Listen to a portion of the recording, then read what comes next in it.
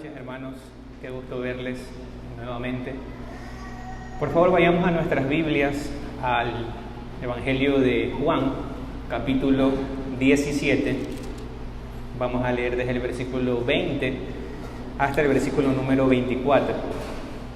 Juan, capítulo 17, versículo 20 hasta el versículo 24.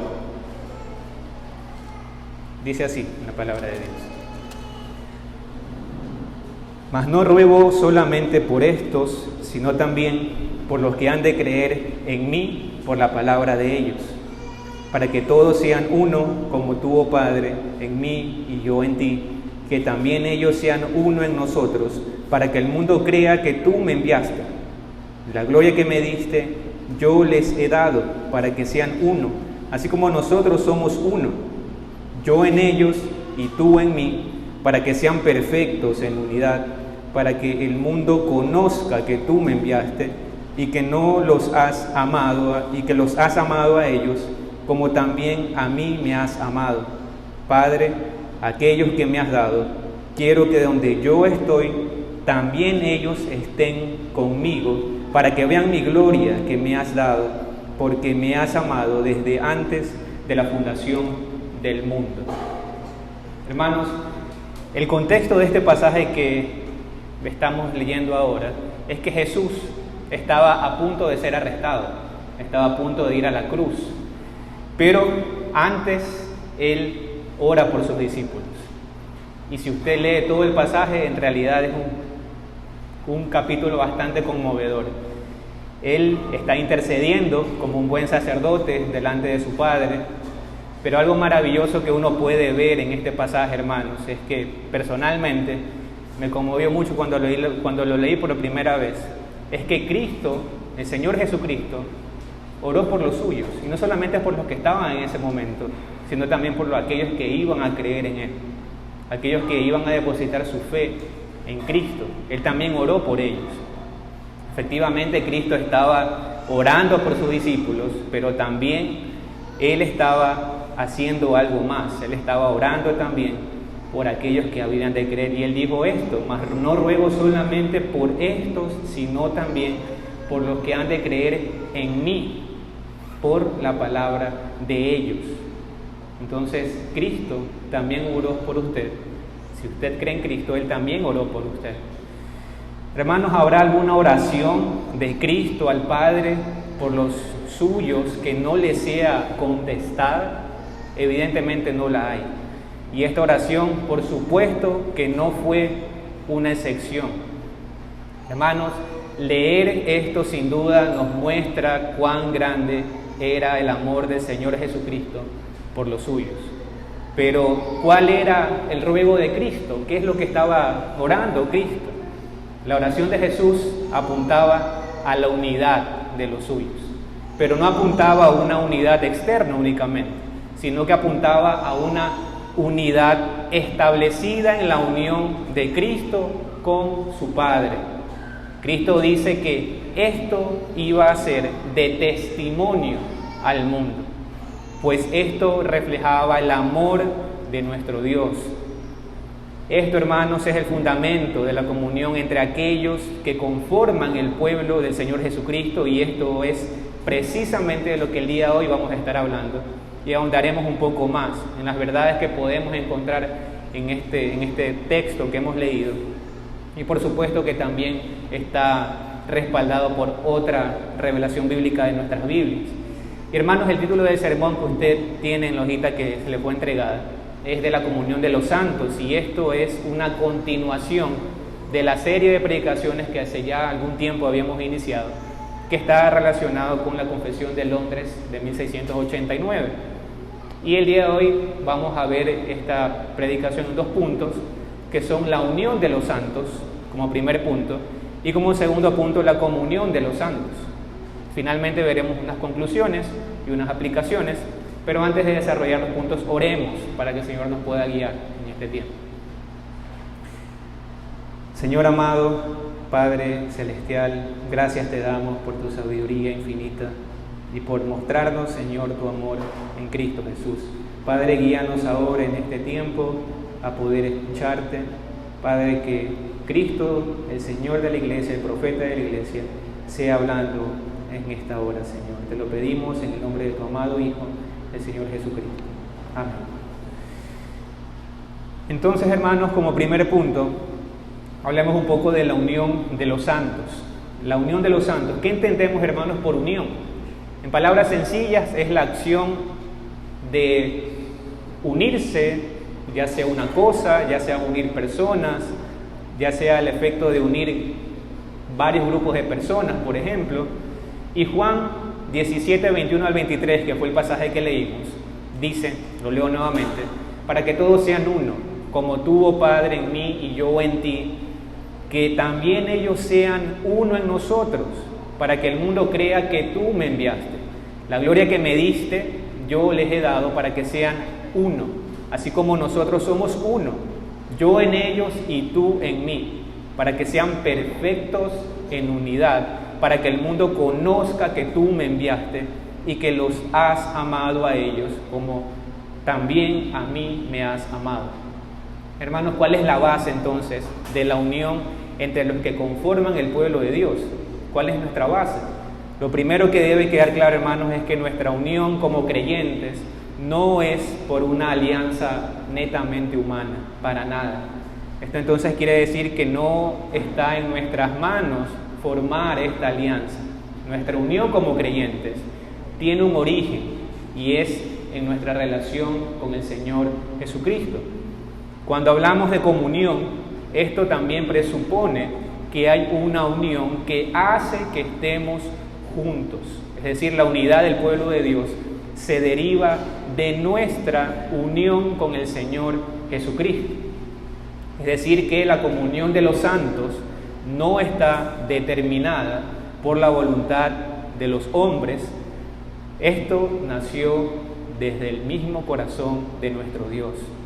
Por tanto, si yo estoy unido a Cristo, automáticamente estoy unido también a todos los santos del Señor Jesucristo, porque ellos también están unidos a Cristo.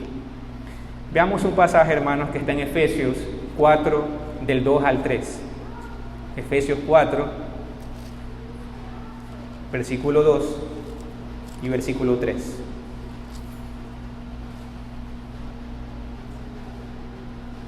Con toda humildad y mansedumbre, soportándoos con paciencia los unos a los otros en amor, solícitos en guardar la unidad del Espíritu en el vínculo de la paz. Y un comentario que hace Donald Carson hablando precisamente acerca de esto, él dice: como sucede en la santificación, esta unidad es algo que ya se ha conseguido y simultáneamente algo que necesitamos perfeccionar. Repito, como sucede en la santificación, esta unidad es algo que ya se ha conseguido y simultáneamente algo que necesitamos perfeccionar. Esto es lo que dice Donald Carson acerca de esta unidad que tiene el pueblo de Dios. Entonces, hermanos, esta unidad es algo que ya tiene el pueblo de Dios y al mismo tiempo es también nuestra responsabilidad ir puliendo, ir perfeccionando esto que Dios nos ha dado, pues es algo que ya tenemos en el Señor Jesucristo. Ahora bien, hay que decir también que nuestra unión no es una unión directa, sino que es una unión derivada. Si hablamos, por ejemplo, de hermanos de sangre, estos están unidos porque comparten el origen común de tener los mismos padres, por ejemplo, pero esta unión no es una unión directa, la unión de los creyentes, de los hijos de Dios. Una unión directa la vemos en la relación, por ejemplo, de el esposo y la esposa. ¿Por qué? Porque ellos son una sola carne. Con un hermano de sangre, lo que me une indirectamente es que tenemos los mismos padres en común. En este sentido, trayendo este ejemplo al pueblo de Dios, podemos decir que cada uno de los que conforman el pueblo de Dios están unidos a Cristo y es Cristo quien nos une. Es decir, que la unión de aquellos que conforman el pueblo de Dios es una unión indirecta. Y el pastor Sam Waldron, comentando acerca de esto, él dice de la unidad lo siguiente: los santos están en unidad mediante su unión con otro. ¿Quién es ese otro? Jesucristo. Los hermanos están unidos porque comparten el origen común de tener los mismos padres. Su unión se deriva de sus padres. En contraste, la unión entre el marido y la esposa es directa. Fin de la cita. Veamos nuevamente Efesios. Veamos ahora desde el versículo 1 hasta el versículo 6. Yo pues, preso en el Señor, os ruego que andéis como es digno de la vocación con que fuisteis llamados, con toda humildad y mansedumbre, soportándoos con paciencia los unos a los otros, en amor, solícitos en guardar la unidad del Espíritu en el vínculo de la paz, un cuerpo y un espíritu, como fuisteis también llamados, en una misma esperanza de vuestra vocación. Un Señor, una fe, un bautismo, un Dios y Padre de todos, el cual es sobre todos y por todos y en todos. Entonces, ¿por qué tenemos unión los cristianos? ¿Por qué tenemos unidad, los que conformamos el pueblo de Dios? Porque tenemos un mismo Padre y un mismo Salvador, Jesucristo. En primera de Juan 1, 3 al 6 dice: lo que hemos visto y oído, eso os anunciamos, para que también vosotros tengáis comunión con nosotros. Y nuestra comunión verdaderamente es con el Padre y con el Hijo Jesucristo. Mis hermanos, no hay comunión fuera de la verdad del Evangelio del Señor Jesucristo. Es por eso que el pueblo de Dios debe tener, en este sentido, en prioridad a la familia de la fe, en cuanto a aquellos con los que verdaderamente pueden crear lazos de unidad y hermandad. En ese sentido, no hay lugar para que nos involucremos en extremo con aquellos que no son del pueblo de Dios. Y esto, hermanos, para nada quiere decir que no debamos compartir con no creyentes. Para nada quiere decir eso. Esto no quiere decir que debamos rechazar a alguien que se quiere mostrar amigo. Para nada. Eso no es lo que estoy diciendo, porque si fuera así, ¿cómo compartiríamos entonces el Evangelio de Jesucristo? Lo que trato de decir en realidad es que la familia de la fe debe tener nuestra prioridad en cuanto a nuestro deseo de crear vínculos de compañerismo y hermandad, y nuestro real propósito con aquel que no conoce a Cristo es ciertamente compartirle el Evangelio del Señor Jesucristo que nos ha salvado. Hermanos, Cristo también es el fundamento de nuestra unión, de la unión de los santos. Los redimidos son uno con Jesucristo en el plan de Dios. Cuando Dios nos escogió antes de la fundación del mundo, lo hizo porque nos veía en Jesucristo, unidos en Cristo, y no porque había algo bueno en nosotros. Eso es lo que dice Efesios 1:4, cuando Pablo dice: según nos escogió en Él antes de la fundación del mundo, para que fuésemos santos y sin mancha delante de Él. Y el apóstol Juan también en Juan 17:6 dice: he manifestado tu nombre a los hombres que del mundo me diste, tuyos eran y me los diste, y han guardado tu palabra. El Padre entonces le ha dado al Hijo un pueblo, y este pueblo son aquellos que Él ha escogido y se los ha dado en el sentido que están unidos a Él. Al planear salvarnos, Dios nos dio a Cristo como nuestro Redentor, como nuestro Salvador. El pueblo de Dios ciertamente tiene como cabeza de la iglesia al Señor Jesucristo. Por lo tanto, todo, absolutamente todo lo que Él ganó, lo ganó también para el pueblo de Dios. ¿Y cómo es posible entonces que su ganancia sea la nuestra también? Es posible gracias a la unión que tenemos con Jesucristo. Nuevamente cito al pastor Sam Waldron. Él dice: aunque los elegidos son uno con Cristo en el plan de Dios desde toda la eternidad, una unión vital y salvadora con Cristo solo se realiza en su experiencia mediante la morada y el ejercicio de la fe. Fin de la cita. Pregunta entonces: ¿cómo puede alguien experimentar esta unión con Cristo? Únicamente si tiene morando al Espíritu Santo dentro de él y también se ha depositado su fe en Jesucristo. Si esto no es una realidad en la vida de alguien, entonces no se puede hablar de una verdadera unión con Jesucristo. Asimismo, el que estemos unidos a Cristo no nos hace iguales a Él. Ojo con eso, hermanos. El que estemos unidos a Cristo no nos hace para nada iguales a Él. En el sentido que tomamos de los atributos propios de Dios, para nada nos convertimos ni nos convertiremos en pequeños dioses. Como en algún momento se dijo en Jehová Junior, para nada. Nosotros jamás podremos tomar de la sustancia de la divinidad. Esto solo tiene que ver con la Santísima Trinidad, Padre, Hijo y Espíritu Santo. Nosotros no nos mezclamos con la sustancia divina. Y aquí alguien podría acordarse quizás de un pasaje que parece indicar algo contrario, que eso es precisamente en 2 de Pedro 1, 3 al 4. ¿Qué pasa con ese pasaje? ¿Qué es lo que nos quiere decir? Veamos entonces 2 de Pedro 1, 3 al 4.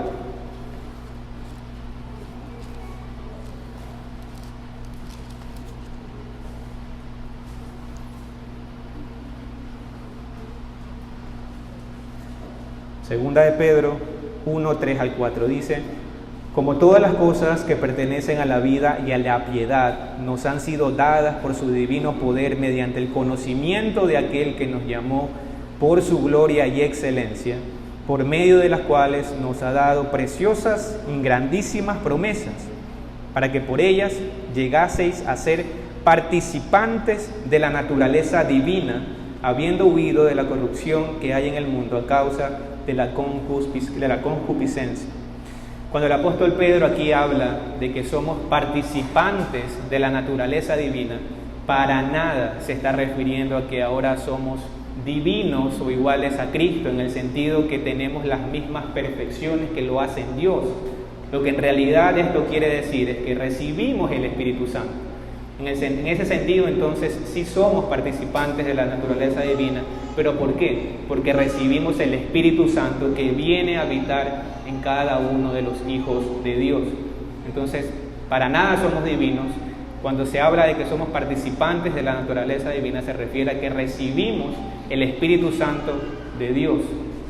Tenemos la unción del Santo, como lo decía el apóstol Juan.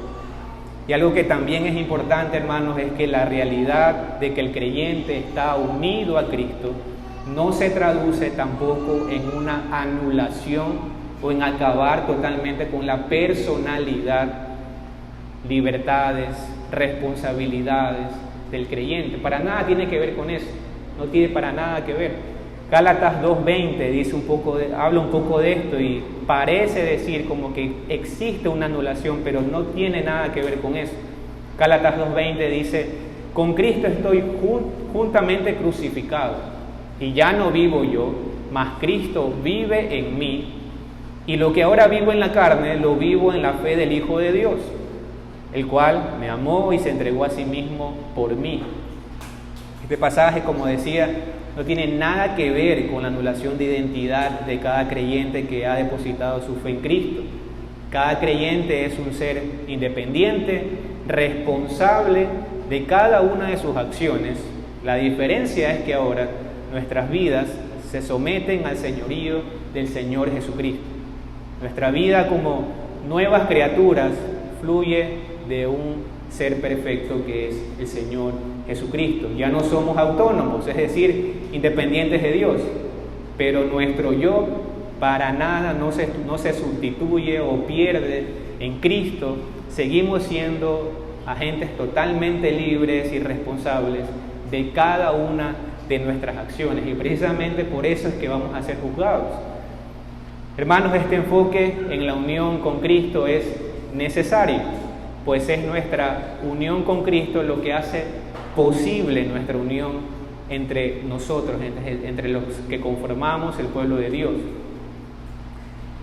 En este sentido, hermanos, ¿en qué estamos unidos a Cristo o en qué compartimos al existir esta unión? ¿En qué estamos unidos a Cristo o en qué participamos al existir esta unión con el Señor Jesucristo? Los creyentes ciertamente participan en sus virtudes, en las virtudes de Cristo, en los padecimientos, en la muerte, en la resurrección y gloria. Todo esto es posible gracias a la unión con Jesucristo. Veamos ahora, hermanos, Efesios capítulo 2, versículos del 4 al 7. Efesios capítulo 2, versículos del 4 al 7. Pero Dios, que es rico en misericordia, por su gran amor con que nos amó, aun estando nosotros muertos en pecados, nos dio vida juntamente con Cristo. Por gracia sois salvos. Juntamente con Él nos resucitó y asimismo nos hizo sentar en los lugares celestiales con Cristo Jesús, para mostrar en los siglos venideros las abundantes riquezas de su gracia en su bondad para con nosotros en Cristo Jesús.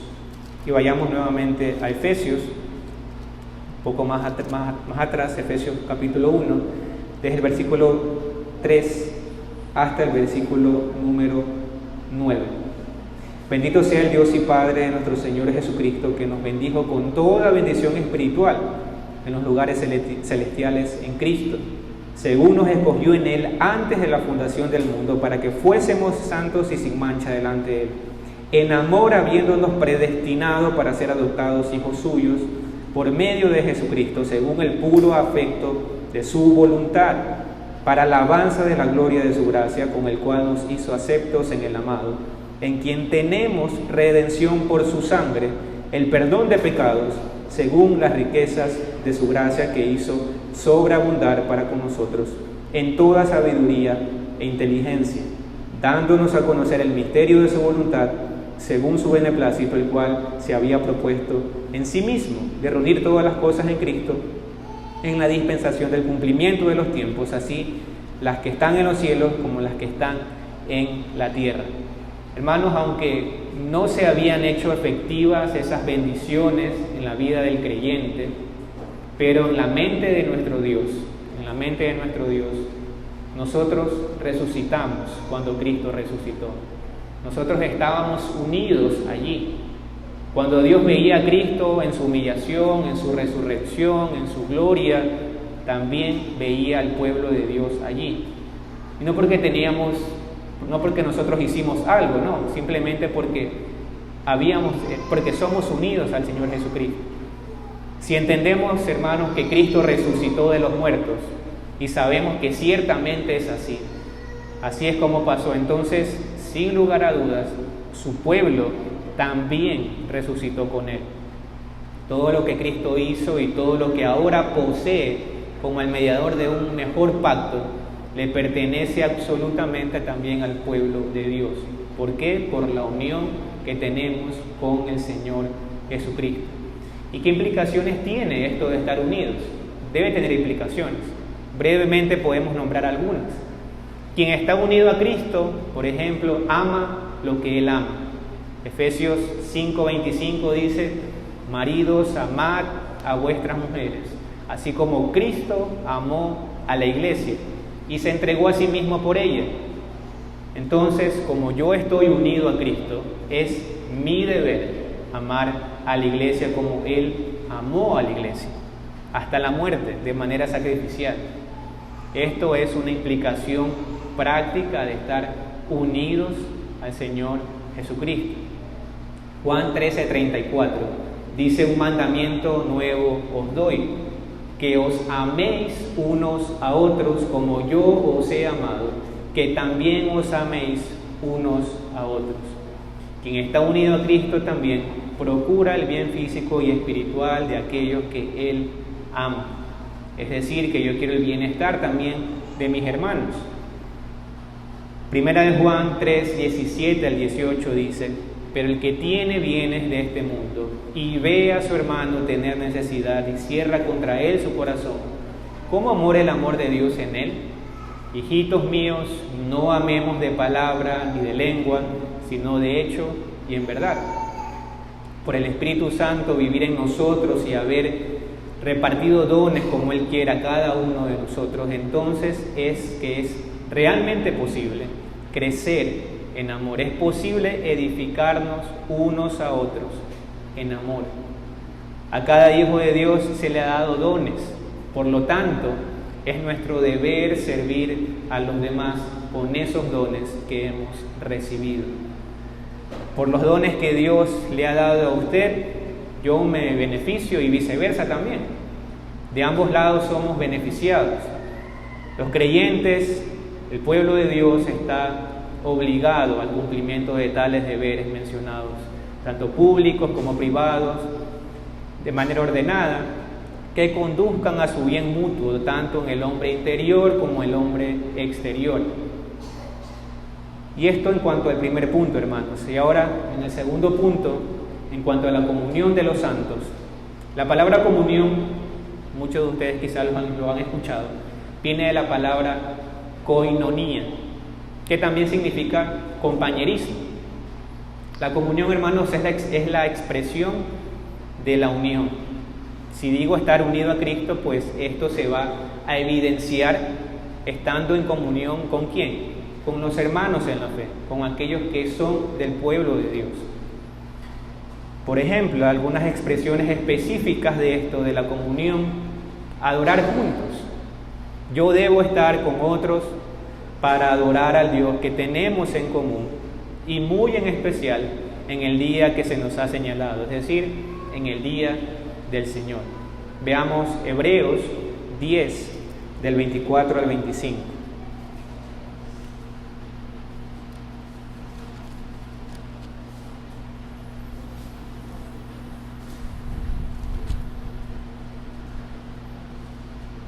Hebreos 10, del 24 al 25. Y considerémonos unos a otros para estimularnos al amor y a las buenas obras, no dejando de congregarnos como algunos tienen por costumbre, sino exhortándonos, y tanto más cuando veis que aquel día se acerca. Otra expresión específica de la comunión sería también la edificación mutua. Nuestras conversaciones deben edificarnos, nuestras oraciones de la misma manera, y todo lo que hagamos debería también tener un propósito de edificarnos como el cuerpo de Cristo. Otra expresión también sería ayuda de los unos a los otros. Veamos Hechos 2:42. Hechos 2:42.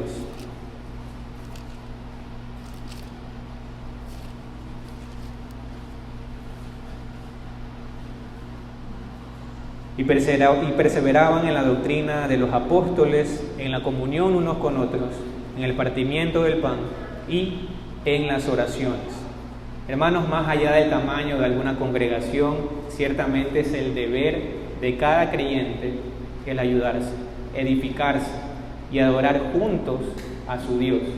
¿Cómo podemos cumplir los mandamientos siguientes, por ejemplo, que están en Juan 13:35? Dice: en esto conocerán todos que sois mis discípulos, si tuviereis amor los unos por los otros. Esto lo podemos cumplir ciertamente en la iglesia del Señor Jesucristo.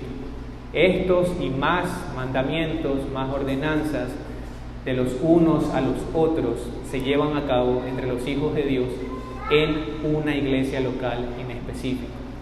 ¿Dónde voy a recibir y dar amor? ¿Dónde voy a recibir y ayudar, a recibir ayuda y ánimo? Quizás, ciertamente, en una iglesia local. Primera de Pedro 4:10 dice: cada uno, según el don que ha recibido, ministrelo a los otros, como buenos administradores de la multiforme gracia de Dios. ¿Dónde puedes administrar los dones que Dios te ha dado? No los puedes administrar para ti mismo, evidentemente son para otros. Por lo tanto, en ese sentido es esencial congregarse, es esencial ser parte de un cuerpo local de creyentes para poder ministrarnos unos a otros. No debemos, hermanos, pretender que podemos adorar a Dios según nuestra propia imaginación. Debemos hacerlo siguiendo el principio regulador establecido en la Escritura, el cual se lleva a cabo en una iglesia local. Asimismo, el pertenecer a una iglesia local es lo que muestra que estamos unidos al Señor Jesucristo. Así como el bautizo, por ejemplo, ilustra la fe en Jesucristo y el arrepentimiento para con Dios. El pastor Sam Waldron acerca de esto dice: los deberes que surgen de nuestra comunión con los santos demandan fidelidad en cuanto a estar con ellos, especialmente en las reuniones públicas de la iglesia. La filosofía popular moderna fomenta el ser diferente, ser uno mismo, ser independiente, ser original, ser singular. Aún las canciones populares cristianas de niños cantan las alabanzas de ser diferente. La Biblia, si bien reconoce la diversidad de dones y temperamentos, resalta la necesidad de que los cristianos piensen y actúen de manera similar. El temor de que todos los cristianos estén en el mismo molde tiene que ver más con la filosofía popular que con la Biblia. Debemos desear actuar de manera armoniosa y unificada con los demás cristianos. Fin de la cita. Y aquí una pregunta, hermanos. ¿Qué podríamos decir, si estamos hablando de comunión, qué podríamos decir de la comunión de bienes practicada, por ejemplo, en pasajes como Hechos 2:44 y Hechos 4:32? Veamos esos pasajes. Hechos 2:44 dice: todos los que habían creído estaban juntos y tenían en común todas las cosas, y vendían sus propiedades y sus bienes y las repartían a todos según la necesidad de cada uno. Y Hechos 4:32 dice: y la multitud de los que habían creído era de un corazón y un alma, y ninguno decía ser suyo propio nada de lo que poseía, sino que tenían todas las cosas en común. Los hermanos en estos pasajes querían ciertamente demostrar su unión con Cristo. ¿Cómo? ¿De qué manera? Estando pendientes del pueblo de Dios, del bienestar del pueblo de Dios. Estos versículos para nada están avalando el comunismo, pues la Biblia no apoya para nada la eliminación de la propiedad privada, cosa que sí defiende el comunismo. Veamos otro pasaje que está relacionado con esto, está un poco más adelante en Hechos 5, del 1 al 4. Una historia muy conocida, Hechos 5, del 1 al 4. Dice: pero cierto hombre llamado Ananías, con Zafira su mujer, vendió una heredad y sustrajo del precio, sabiéndolo también su mujer, y trayendo solo una parte, la puso a los pies de los apóstoles. Y dijo Pedro: Ananías, ¿por qué llenó Satanás tu corazón para que mintieses al Espíritu Santo y sustrajeses del precio de la heredad, reteniéndola, no se te quedaba a ti, y vendida no estaba en tu poder? ¿Por qué pusiste esto en tu corazón? No has mentido a los hombres, sino a Dios. Si usted lee los pasajes con calma, hermanos, el tema de dar todos los bienes, todo lo que uno tiene, que alguien tenía en ese momento, no era algo que los apóstoles habían mandado, que habían ordenado. Cada uno daba como había propuesto en su corazón. Es decir, que existía un derecho a la propiedad en los hermanos. No se les exigía que den todo y que se queden sin nada. Efesios 4:28 dice: el que hurtaba, no hurte más, sino trabaje, haciendo con sus manos lo que es bueno, para que tenga que compartir con el que padece necesidad. Y uno puede pensar: ¿y qué tiene que ver este pasaje con lo que estamos hablando? Pero tiene muchísimo que ver, porque el mismo mandato, hermanos, de no robar que da el apóstol Pablo aquí, nos habla de que existe la conciencia de un derecho precisamente a la propiedad privada, porque eso es lo que roban aquellas personas que se dedican a eso. Entonces cada creyente, hermanos, es un administrador de lo que Dios le ha dado. Somos responsables de todo lo que Dios nos ha dado, de administrarlo con sabiduría y de administrarlo bien. Alguien que malentiende la comunión puede preguntar lo siguiente: si todos somos uno, ¿por qué no tenemos todos los bienes en común? Si todos somos uno, ¿por qué no tenemos todos los bienes en común? Así como en la iglesia primitiva, muchos dicen. Y para responder a esta pregunta, debemos recordar nuestro fundamento de la unidad de la que hablamos al inicio, y es que somos uno en Cristo. Esto quiere decir que dos creyentes no están unidos de una manera directa, sino que están unidos por Jesucristo. La propiedad de nuestro hermano le pertenece a él. Nadie tiene derecho a intervenir en eso. Los creyentes debemos en ese sentido ser humildes y agradecidos por todo el bien que recibamos, pues sabemos que como tal no tenemos derecho de manera directa sobre la posesión de algo. Pero si recibimos algún beneficio, sabemos que esto viene directamente del Señor y es producto del amor de la familia de Dios. Y aquí, hermanos, quisiera dar unas conclusiones. Como número uno, nuestra unión, hermanos, tiene origen, como habíamos dicho, en nuestra relación con Jesucristo. Cuando hablamos de comunión, esto está presuponiendo que hay una unión que hace que estemos juntos. La unidad del pueblo de Dios se deriva ¿de qué? Se deriva de nuestra unión con Jesucristo. Número 2, la comunión es la expresión práctica de la unión. La comunión es la expresión práctica de la unión. Si digo estar unido a Cristo, pues esto se va a evidenciar estando en comunión con la familia de la fe. Número 3, no es posible cumplir los mandatos que tienen los cristianos en cuanto a sus responsabilidades mutuas si no existe una unión previa con Jesucristo.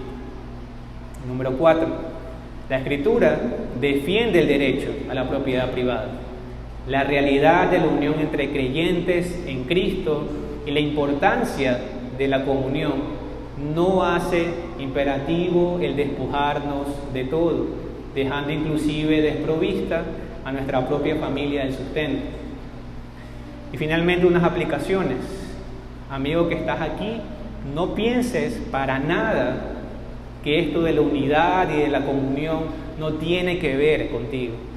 Quiero decirte algo que nos transmite con claridad el capítulo 17 de Juan, que habíamos leído y que es algo que es maravilloso, y es del amor sobrenatural de nuestro Dios, que une a los cristianos. Es una poderosa demostración de la verdad del Evangelio de Cristo, por el cual Dios lleva a los pecadores a su Hijo. Y ese Evangelio es el que hoy está disponible para todos.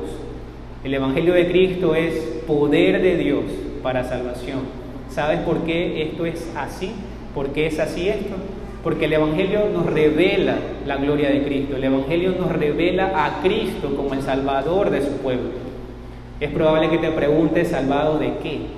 La respuesta a esto es salvarlos de la condenación eterna, condición en la cual también estás tú si no crees en Cristo como tu único y suficiente Salvador y te arrepientes de tus pecados para andar en novedad de vida.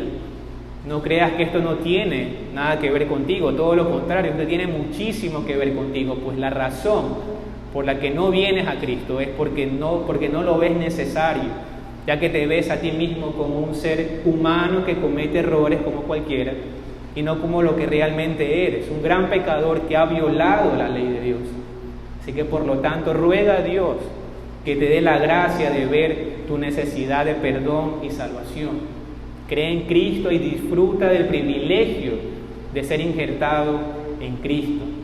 Que tus palabras ciertamente sean las mismas que pronunció el salmista cuando dijo: ten piedad de mí, oh Dios, conforme a tu misericordia, conforme a la multitud de tus piedades borra mis rebeliones.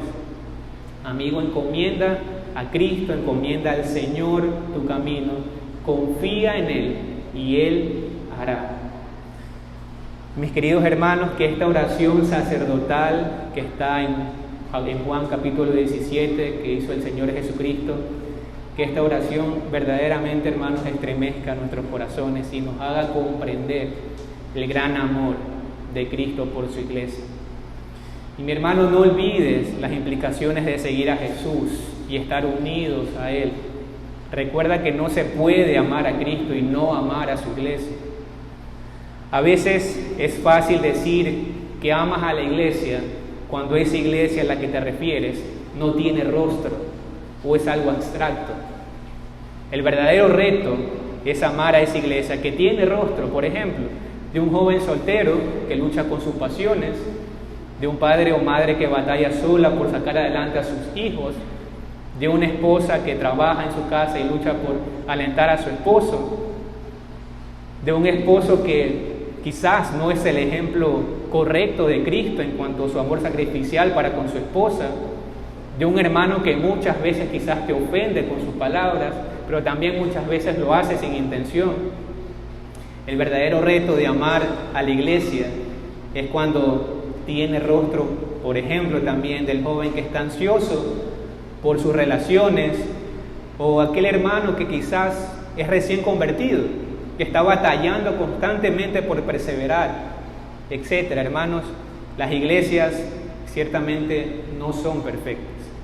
Están conformadas por pecadores rescatados por la gracia de Dios, que al igual que tú están luchando para santificarse para su Dios.